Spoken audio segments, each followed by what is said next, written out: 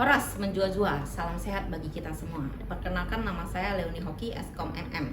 Saya merupakan salah satu dosen tetap di program studi Teknik Informatika di STM Medan.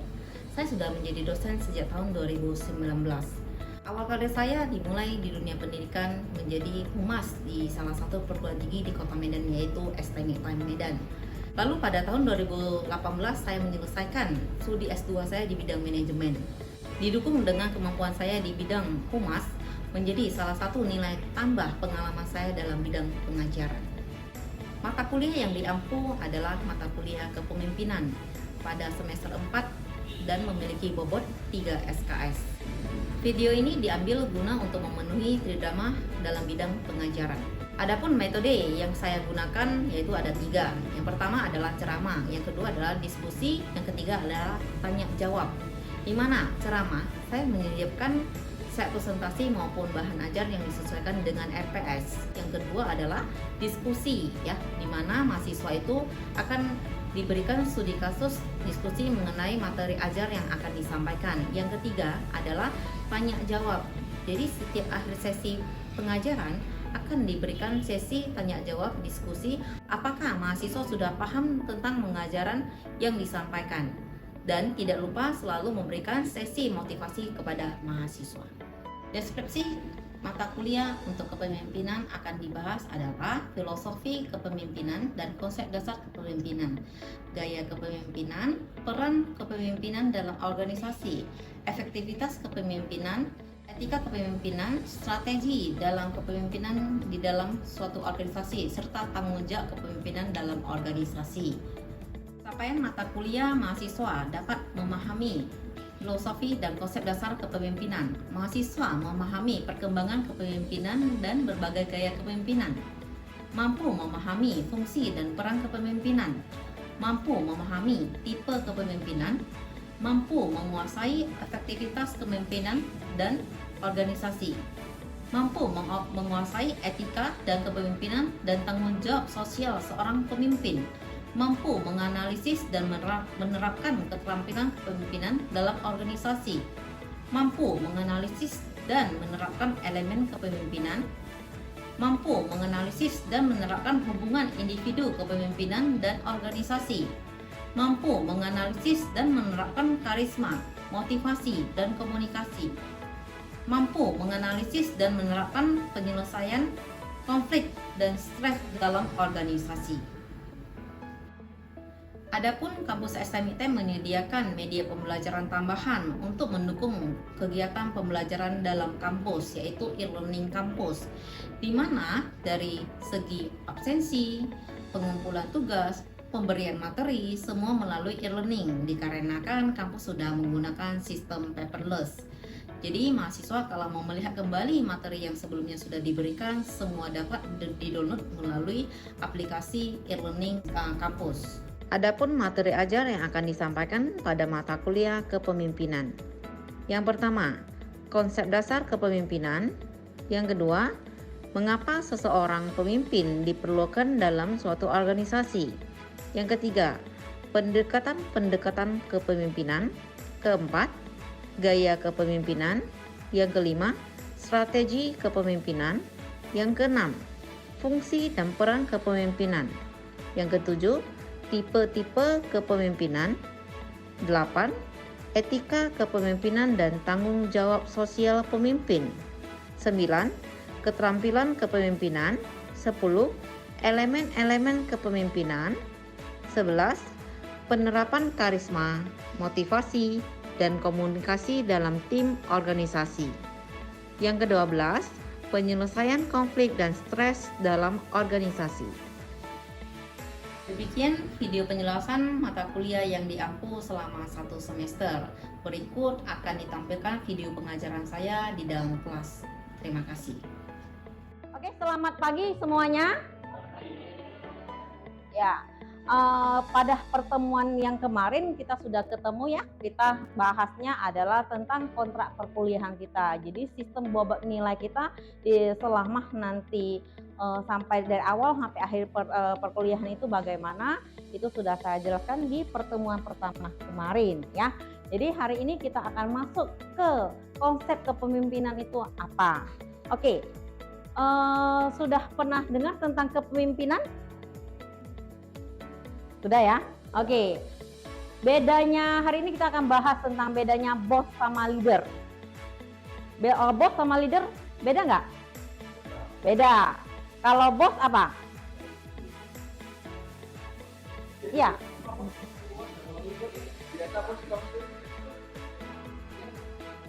Oke. Benar. Kalau di sini bos itu adalah ini. Kalau leader adalah dia ikut. Kalau bos dia taunya suruh, oke lu kerja ini, lu kerja ini, lu kerja ini. Belum tentu dianya bisa dan menguasai bidang tersebut. Jadi kalau leader dia ikut dalam aktivitas bisnis dia, di mana dia ikut serta. Jadi biasanya tergantung kalian lebih respect dengan bos atau leader. Leader ya.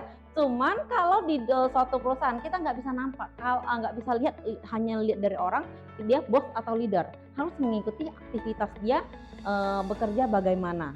Jadi untuk mendapatkan sosok seorang leader di seorang pemimpin itu nggak semuanya bisa ya. Jadi makanya kenapa ada kalau orang kerja itu saya nggak cocok ya sama bosnya gitu ya, bos gitu ya kan. Nah, jadi ada yang kerjanya lama gitu ya kan. Jadi ada yang bilang gaji sana nggak gitu oke, tapi pimpinannya oke. Jadi itu juga salah satu faktor orang tetap nyaman kerja di suatu tempat ya. Jadi kepemimpinan ini kalau menurut para ahli ya, oleh Richard ya. Jadi di sini kepemimpinan merupakan salah satu fenomena yang paling mudah diobservasi, tetapi menjadi salah satu hal yang paling sulit untuk dipahami. Orang ngomong kepemimpinan, tapi kalau untuk menjadi seorang pemimpin itu bukan hal yang mudah ya. Jadi di sini juga studi tentang fenomena kepemimpinan sangat menarik oleh untuk para ahli. Jadi sejak dulu ini sering sekali dibahas tentang kepemimpinan. Oke, jadi ini ada beberapa teori tentang para ahli yang menjelaskan kepemimpinan itu apa ya. Jadi salah satunya dari Saros ya, di sini dia ngomongnya adalah kepemimpinan adalah suatu perilaku di mana yang mempengaruhi aktivitas para anggota kelompok untuk mencapai tujuan bersama yang dirancang untuk memberikan manfaat individu dan organisasi. Kalau yang lain dia bilangnya adalah pemimpin yang mampu memiliki kemampuan pemimpin dan dapat bisa mempengaruhi orang lain. Yang lainnya untuk para ahli yang lainnya bilangnya adalah kepemimpinan adalah hubungan antara diri sendiri atau pemimpin untuk mempengaruhi orang. Jadi intinya lebih kurang kalau untuk kepemimpinan adalah orang yang dapat mempengaruhi orang ya. Jadi mungkin kalau di suatu perusahaan yang jabatan yang jadi seorang pemimpin itu apa? Manajer. Benar ya? Ada manajer ya. Jadi beda seorang manajer dengan pimpinan. Jadi bedanya apa? Kalau manajer dia by system. Kalau pimpinan dia harus melihat target dan visi misi ke depan di suatu perusahaan. Oke, intisari dari pengertian pemimpin ya. Di sini yang pertama adalah upaya mempengaruhi orang banyak melalui komunikasi untuk mencapai tujuan. Oke, hari ini kita sudah selesai materi kita ya.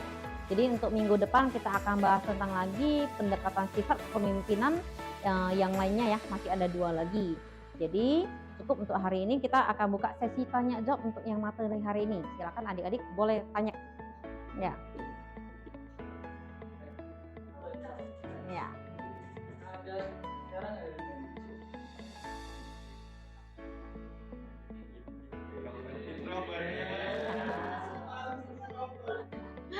Oke, untuk cara lebih dekat ya.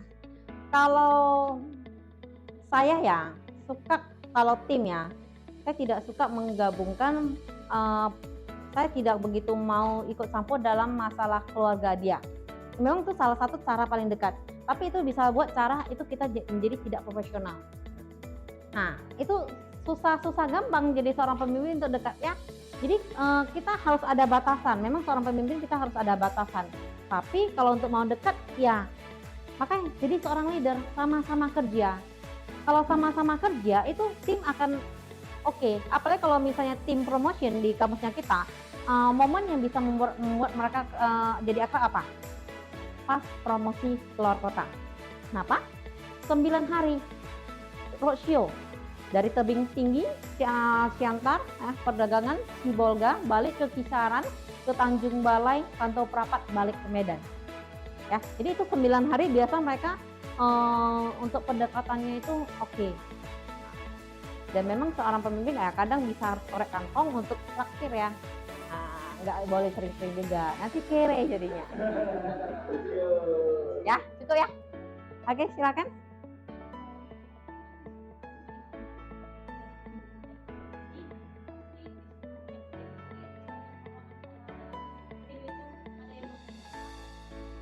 Oke, kalau tim kita berselisih, makanya itu gunanya adalah briefing per minggu. Kalau perselisihan di luar itu langsung. Jadi kalau saya bilang sama tim, kalau di tim ini nggak ada yang namanya, saya harapkan tidak ada yang namanya suka yang namanya ngambek-ngambekkan. Karena kalau bahasa para cowok bilang apa? Saya nggak ngerti, cewek saya ngambek itu karena apa? Dia ditanya ngambeknya apa, dia jawabnya nggak ada. Kamu mau makan? Nggak mau. Padahal di hatinya dia bilang, saya mau makan kue tiaw, mau makan nasi goreng, mau yang lainnya. Tapi kok soal bahasa saya nggak ngerti sih gitu ya kan. Nah jadi biasanya saya terapkan bilang sama tim itu harus komunikasi. Apapun masalahnya itu harus komunikasi. Kalau nggak ada komunikasi, para tim nggak tahu kamu nggak suka apa. Nah, jadi paling kalau kita seorang pemimpin melihat mereka sudah nggak gitu oke, ajak ketemu. Ataupun kalau misalnya ajak ketemu, biasa mereka suka nggak mau ngomong. Cara pendekatan selanjutnya adalah ngomong 4 mata. Tanya masalahnya kamu apa, jangan hanya dengar dari satu pihak. Tanya si A sama tanya si B, kamu nggak sukanya apa? Habis itu gabungkan. Dalam rapat itu hancur-hancurlah. Tapi keluar dari sini selesai semua, keluar sudah oke. Biasanya seperti itu. Dan kalau kasus beratnya adalah kalau sama-sama merasa benar. Nah, itu agak kacau. Tidak bisa hanya 1 atau 2 kali pertemuan. Makanya harus rutin, tanya masalahnya apa, pecahkan. Biasanya tim yang paling susah itu cewek ya. Nah, cewek ya. Seperti itu. Jadi harus pendekatan komunikasi. Oke, ada lagi? Silakan. Nah, boleh ini dulu tadi. Nah.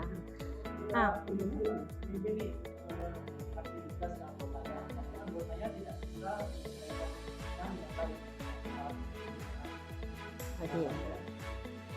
Sebelum memberikan delegasi pekerjaan kepada tim, itu harus tahu dulu kemampuan tim itu. Kalau di tim saya ada yang dia handalnya di pekerjaan ini, ada yang dihandle di pekerjaan ini. Jadi kita sudah tahu, jadi seorang pemimpin harus bisa menganalisa kemampuan dari masing-masing tim. Jangan dia jagonya buat dokumen, lu suruh pergi dealing. Ngerti ya? Jadi biasa pemimpin harus bisa melihat kemampuan dari si anaknya. Kalau misalnya kasih pekerjaan itu, kalau saya suka kasih pekerjaan itu bukan buat kue, bukan. Buat kue ya, resepnya ini tahapannya. Oke, kamu sudah jelas? Jelaskan kembali ke saya. Jadi pastikan apa yang kita mau dengan yang tim kita tahu dan yang mau dikerjakan itu sudah selaras atau belum. Kalau belum selesai, tanya, komunikasi kembali ke tim. Masalah kamu di mana? Apakah kamu perlu penambahan waktu? Maka kasih kerjaan juga harus ada deadline. Deadline-nya juga harus masuk di akal. Nah, jangan juga terlalu lama, ya, karena memang harus jelas punya. Oke, cukup. Oke, silakan. Yang saya sukai kalau memimpin orang lain. Oke, thank you. Kalau saya ya mungkin ya kalau dari keluarga ya memang rata-rata memang lebih enak memimpin sih. ya pasti ya kelebihannya itu adalah suara kita lebih didengarkan, ya. Cuman jadi jangan seorang pemimpin yang tong kosong nyaring bunyi, nggak tahu strategi, nggak tahu apa-apa. Itu paling penting sekali. Kecuali kamu sudah yakin dengan timnya kamu, tim kamu bisa jalan. Ya, selain itu kamu juga harus tahu lah, harus ada yang namanya pengawasan juga. Jadi kalau jadi seorang pemimpin yang keuntungannya pasti banyak. Itu sudah pasti banyak. Ya pertama ya salary lebih oke. Ya kan? Pasti ada beberapa kelonggaran yang diberikan oleh pimpinan atas ya, yang lebih atas dari kita lagi kepada kita. Itu pasti sudah. Ya. Dan kalau jadi seorang pemimpin ya pasti lebih disegani ya sama tim ya. Ya, tapi itu kalau segan itu bukan kita minta. Orang yang bentuk. Ya. Jadi makanya ada bilang tidak semua orang bisa jadi seorang pemimpin. Ya tergantung bagaimana dia cara pandangnya ya, mau atau tidak ya. Karena seorang pemimpin juga kadang capek ya. Capeknya kenapa? Ya dibilang pilih kasih, itu juga bisa. Itu salah satu yang apa? Jadi sarannya adalah pendekatan lagi, komunikasi lagi. Ya, oke? Cukup. Ada lagi yang lain? Ya, silakan. Bagaimana seorang pemimpin melindungi gelar pemimpin? Oke. Bagaimana melindungi gelar pemimpin ya? Jangan takut bawahan lebih pintar dari kamu. Kalau tawaran kamu naik, otomatis kamu juga akan naik. Saya percaya, kalau bawahan kita naik, kita akan naik. Di satu sisi kita harus punya kemampuan, ya. Jadi makanya seorang pemimpin harus punya kecerdasan dan kemampuan serta percaya diri. Jadi jangan takut, PD, aduh nanti tim saya lebih pintar dari dia menggantikan posisi saya bagaimana. Kadang orang bisa takut seperti itu, berarti dia nggak pede dong jadi seorang pemimpin. Jadi seorang pemimpin harus pede, saya bisa, ya, dan saya bisa sanggup melindungi tim ini, ya, dan memang saya bisa pasti mempertahankan posisinya saya. Intinya harus cerdas sih. Ya, jadi kalau dalam tim ya kamu harus sanggup bisa mengarahkan tim mau dibawa alurnya kemana. Oke, ada lagi yang lain? Ya.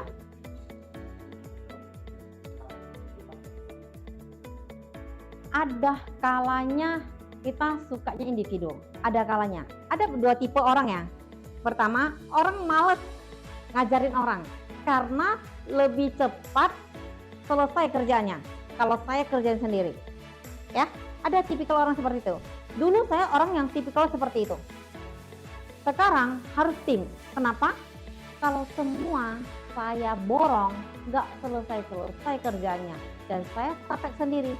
Kalau dulu saya masuk kantor ya, kalau saya masuk kantor itu masuknya jam 8, pulangnya jam 9 malam. Pekerjaannya itu banyak, itu tumpang tindihnya ke saya. Makanya saya tahu alurnya itu dari awal sampai akhir. Bagaimana? Jadi kalau dulu saya suka individu, ya. Dan biasanya orang yang kalau kerjanya individu itu tidak bisa jadi seorang pemimpin. Harus bisa bersama tim baru bisa jadi seorang pemimpin. Cocok? Oke. Ada lagi yang mau ditanyakan?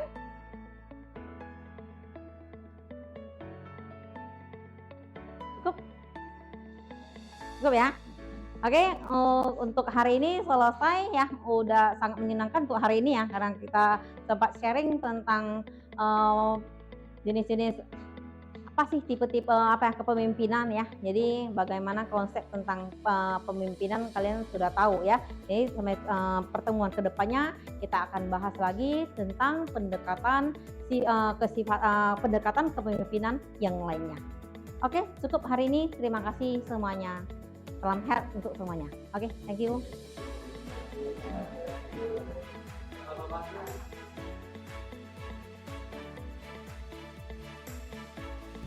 Demikian deskripsi singkat dan cuplikan pengajaran mata kuliah kepemimpinan. Semoga dapat memberi gambaran mengenai kinerja pengajaran yang saya ampu di mata kuliah kepemimpinan program studi Teknik Informatika di STMI ITB Medan. Atas perhatiannya saya ucapkan terima kasih. Saya Leonie Hoki pamit undur diri. Semoga video ini dapat bermanfaat. Horas menjua-jua.